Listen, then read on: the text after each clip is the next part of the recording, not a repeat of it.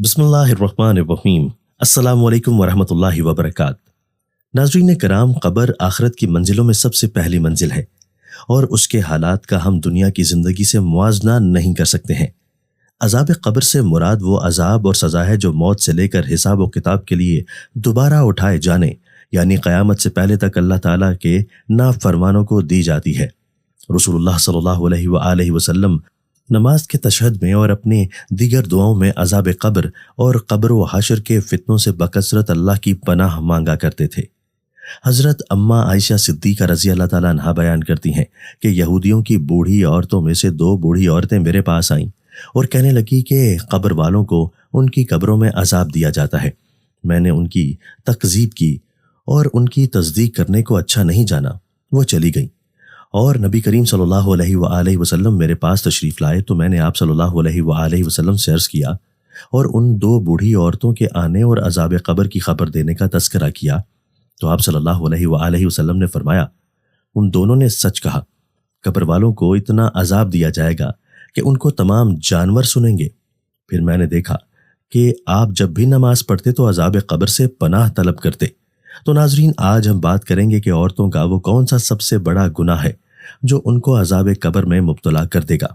ناظرین، حضرت علی رضی اللہ تعالیٰ عنہ کی خدمت میں ایک شخص آ کر کہنے لگا، یا علی رضی اللہ تعالیٰ عنہ، قبر کا سب سے زیادہ ڈرا دینے والا منظر کون سا ہوگا؟ تو حضرت علی رضی اللہ تعالیٰ عنہ نے فرمایا، اے شخص، قبر میں سب سے ہیبت ناک اور خوفناک منظر اس عورت کے لیے ہوگا جو اپنے شوہر کی نافرمانی کرتی ہے۔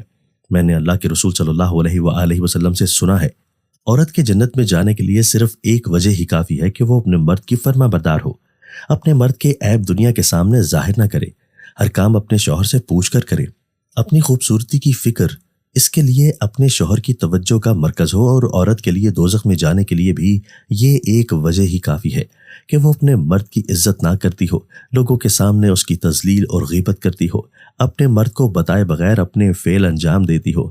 اللہ گواہ ہے، عورت کی سب سے افضل نیکی ہی یہ ہے کہ وہ اپنے گھر کو جنت بنائے، اپنے مرد کی چھوٹی چھوٹی غلطیوں کو درگزر کرے۔ باخدا عورت کا یہ عمل ہر عبادت اور ہر نیک عمل سے افضل ہے۔ یاد رکھنا، اس زمین پر عنقریب ایک ایسا وقت آئے گا جب دنیا کے مرد عورتوں کی مثل ہوں گے اور دنیا کی عورتیں مردوں کی مثل ہوں گی۔ اس وقت عورتیں نہ تو اپنے مردوں کی عزت کریں گی اور نہ ہی اپنی زندگی کے فیصلے اپنے مردوں سے پوچھنا چاہیں گی۔ ان کے بناؤ سنگھار کا مرکز غیر مرد کی توجہ ہوگی اور مرد اپنی عورتوں پر خرچ کرنے سے منہ موڑیں گے اور غیر عورتوں پہ فخر سے خرچ کریں گے۔ اے شخص، جب یہ وقت آ پہنچے تو سمجھ جانا قیامت آ پہنچی ہے۔ ناظرین، واضح رہے کہ شریعت میں بیوی پر شوہر کی فرما برداری کو واجب قرار دیا گیا ہے۔ بیوی کا شوہر کی نافرمانی کرنا، اس کو تکلیف پہنچانا، بچوں کو اس کے خلاف ورگلانا شرعاً ناجائز و حرام ہے۔ آپ صلی اللہ علیہ وآلہ وسلم نے احادیث میں عورت پر اپنے شوہر کی اطاعت کو لازم قرار دیا ہے اور نافرمانی پر سخت وعیدیں اور ارشاد فرمائے ہیں۔ چنانچہ حدیث شریف میں ہے، ترجمہ، نبی کریم صلی اللہ علیہ وآلہ وسلم نے فرمایا کہ اگر میں کسی کو اللہ تعالیٰ کے علاوہ کسی اور کے سامنے سجدہ کرنے کا حکم کرتا تو بیوی کو خاوند کے سامنے سجدہ کرنے کا حکم کرتا۔ ناظرین، اسلام میں گھر کی مثال ایک چھوٹی سی حکومت کی ہے جس کی سربراہی قدرت اور فطرت نے شوہر کو دی ہے۔ بیوی اس حکومت میں شوہر کی مددگار اور اس کے مال و آبرو کی حفاظت کرنے والی ہے۔ قرآن مجید اللہ تعالیٰ کا ارشاد ہے، مرد عورتوں پر محافظ ہیں، اس لیے کہ اللہ نے ان میں سے بعض کو بعض پر فضیلت دی ہے اور اس وجہ سے بھی کہ مرد ان پر اپنے مال خرچ کرتے ہیں۔ پس نیک بیویاں اطاعت گزار ہوتی ہیں، شوہروں کی عدم موجودگی میں اللہ کی حفاظت کے ساتھ اپنی عزت کی حفاظت کرنے والی ہوتی ہیں۔ اور تمہیں جن عورتوں کی نافرمانی کا خطرہ ہو تو انہیں نصیحت کرو یا پیار سے سمجھایا کرو، اور اگر نہ سمجھے تو انہیں اپنے بستر سے الگ کر دو، اور اگر پھر بھی نہ سدھریں تو ان سے عارضی طور پر الگ ہو جاؤ۔ پھر اگر وہ رضائے الہی کے لیے تمہارے ساتھ راضی ہونے لگیں تو ان کے خلاف کوئی راستہ تلاش نہ کرو، بے شک اللہ سب سے بلند، سب سے بڑا ہے۔ اس آیت مبارکہ میں بیوی کی نافرمانی عملی طور پر ہونے یا اس کا خطرہ ہونے کے لحاظ سے شوہر کو کہا گیا ہے کہ پہلے تو بیوی کو سمجھائے، اگر سمجھانے سے وہ نہ مانتی ہو تو دوسرا طریقہ اختیار کرتے ہوئے اس کا بستر الگ کر دے اور اس سے ازواجی تعلق روک دے۔ اگر ان دونوں طریقوں سے بھی وہ نہ مانے تو اسے علیحدگی اختیار کر لی جائے تاکہ اسے اپنی غلطی کا احساس ہو۔ یہ اس کی آخری اور حتمی سزا ہے۔ حضرت نوح علیہ السلام کی نافرمان بیوی کا انجام کیا ہوا؟ اللہ پاک نے قرآن پاک میں ارشاد فرمایا، اللہ نے ان لوگوں کے لیے جنہوں نے کفر کیا ہے، نوح علیہ السلام کی عورت وائلہ اور لوط علیہ السلام کی عورت واہلہ کی مثال بیان فرمائی ہے۔ وہ دونوں ہمارے بندوں میں سے دو صالح بندوں کے نکاح میں تھیں، سو دونوں نے ان سے خیانت کی، بس وہ اللہ کے عذاب کے سامنے ان کے کچھ کام نہ آئے، اور ان سے کہہ دیا گیا کہ تم دونوں عورتیں داخل ہونے والوں کے ساتھ دوزخ میں داخل ہو جاؤ۔ تو معلوم ہوا کہ شوہر کی نافرمانی کرنے والی عورت سیدھا جہنم میں داخل ہوگی، اور اس کے لیے سخت عذاب کی وعید آئی ہے۔ ناظرین، اب ہم بات کرتے ہیں اس جملے کی جس جملے کو شوہر سے بولنے والی عورت ضرور جہنم میں جائے گی، اور کس عورت کو آپ صلی اللہ علیہ وآلہ وسلم نے طلاق دینے کا حکم دیا ہے۔ ناظرین کرام، سیدنا انس بن مالک رضی اللہ تعالیٰ عنہ سے روایت ہے کہ نبی کریم صلی اللہ علیہ وآلہ وسلم نے فرمایا، کسی بشر کے لیے اجازت نہیں کہ وہ دوسرے بشر کو سجدہ کرے۔ اگر ایک انسان کا دوسرے انسان کو سجدہ کرنا مناسب ہوتا تو میں عورت کو حکم دیتا کہ وہ اپنے شوہر کو سجدہ کرے، کیونکہ اس پر اس کے خامند کا بہت بڑا حق ہے۔ اس ذات کی قسم جس کے ہاتھ میں میری جان ہے، اگر شوہر کو پاؤں سے لے کر سر کی مانگ تک پھوڑا نکل آئے اور اس سے لہو اور پیپ بہنا شروع ہو جائے اور اس کی بیوی آ کر اس کو چاٹنا شروع کر دے تو پھر بھی وہ اپنے شوہر کا حق ادا نہیں کر سکے گی۔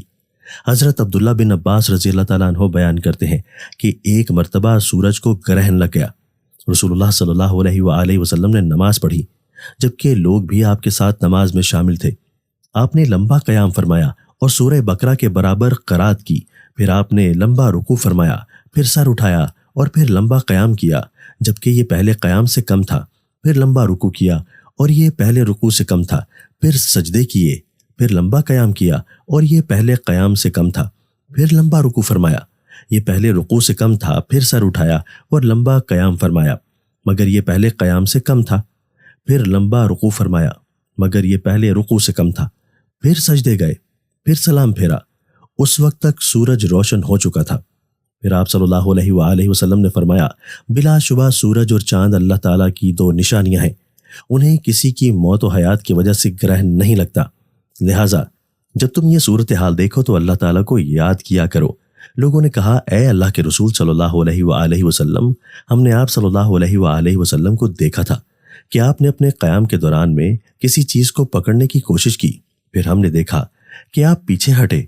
آپ صلی اللہ علیہ وآلہ وسلم نے فرمایا، میں نے جنت دیکھی، یا فرمایا مجھے جنت دکھائی گئی تو میں نے اس سے ایک گوشہ لینے کی کوشش کی تھی، اور اگر میں اسے لے لیتا تو تم رہتی دنیا تک اسے کھاتے رہتے۔ نیز میں نے آگ دیکھی، میں نے اس جیسا خوفناک منظر کبھی نہیں دیکھا، میں نے جہنم میں زیادہ عورتوں کو دیکھا۔ لوگوں نے کہا، اے اللہ کے رسول صلی اللہ علیہ وآلہ وسلم کیوں؟ تو آپ صلی اللہ علیہ وآلہ وسلم نے فرمایا، اپنے کفر کی وجہ سے۔ کہا گیا، وہ اللہ کے ساتھ کفر کرتی ہیں؟ آپ صلی اللہ علیہ وآلہ وسلم نے فرمایا، نہیں، وہ خامند کی ناشکری کرتی ہیں اور احسان فراموش ہیں۔ اگر تو ان میں سے کسی کے ساتھ ساری زندگی حسن سلوک کرے، پھر وہ تجھ سے کوئی ناگوار چیز دیکھیں تو کہیں گی، میں نے تجھ سے کبھی کوئی اچھا سلوک نہیں دیکھا۔ یہ ہے وہ جملہ جس جملے کو شوہر سے بولنے والی عورت جہنم میں جائے گی۔ ناظرین، طلاق کا شمار اللہ تعالیٰ کے ناپسندیدہ کاموں میں سے ہے۔ نبی کریم صلی اللہ علیہ وآلہ وسلم نے کس عورت کو طلاق دینے کا حکم دیا ہے؟ سیدنا لقیط بن صبرہ رضی اللہ تعالیٰ عنہ سے روایت ہے کہ میں نے کہا، اے اللہ کے رسول صلی اللہ علیہ وآلہ وسلم، میری ایک بیوی ہے، وہ بڑی زبان دراز ہے اور مجھے اذیت دیتی ہے۔ آپ صلی اللہ علیہ وآلہ وسلم نے فرمایا، اسے طلاق دے دو۔ میں نے عرض کیا کہ میرا اس کے ساتھ پرانا ساتھ ہے اور اس سے میری اولاد بھی ہے۔ تو آپ صلی اللہ علیہ وآلہ وسلم نے فرمایا، پھر اسے روک لو اور اسے بھلائی کی تلقین کرتے رہو، اگر اس میں بھلائی قبول کرنے کی صلاحیت ہوئی تو وہ قبول کر لے گی۔ اللہ تعالیٰ سے دعا ہے کہ بیوی کو شوہر کا فرما بردار بنائے اور ہر میاں بیوی کے درمیان محبت قائم رکھے، اور ہم سب مسلمانوں کو آخرت کی تیاری کرنے کی توفیق عطا فرمائے۔